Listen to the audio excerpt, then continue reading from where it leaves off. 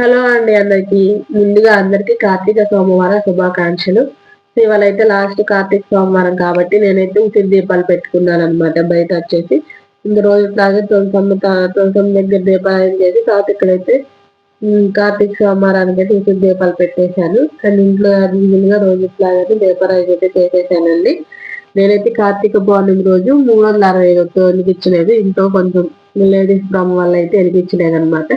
So ఇవాళ అయితే సాయంత్రం గుళ్ళో 365 వెలిగించాలనుకుంటున్నాను. సో ఇంట్లో అయితే నారకాయ దీపం కూడా పెట్టాలనుకుంటున్నాను. ఈవినింగ్ టైం పెడితే బాగుండిద్ది అన్నారు, మంచిది అన్నారు. సో నేను అయితే ఈవినింగ్ టైం అయితే మన నారకాయ దీపం అయితే పెడతానండి.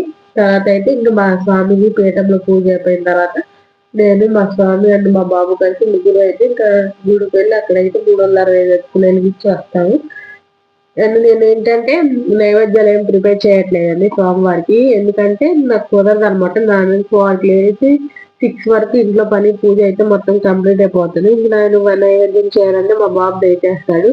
సో అప్పుడు మేమైతే ప్రశాంతంగా పూజ చేసుకోలేను. సో అందుకని అయితే నా దగ్గర ఉన్న వాటితోనే నేను పూజ చేసేసుకుంటున్నాను. నా ఉద్దేశంలో దేవుడికి ఏం పెట్టాము అనే దానికన్నా మనం ఎంత భక్తితో ఎంత ప్రశాంతంగా పూజ చేసుకున్నాం అనేది ఇంపార్టెంట్ అండి. నా దృష్టిలో అయితే నా పూజ అనేది చిన్నది కాబట్టి నేను సింపుల్ గా రోజు అయితే ఇలా అలాంటివి ఇచ్చుకొని దేవుడికి అయితే పూజ చేసేస్తాను. సో నా ఒపీనియన్ కరెక్టా రాంగ్ అనేది అయితే కామెంట్ సెక్షన్ లో కామెంట్ చేయండి. Thank you for watching.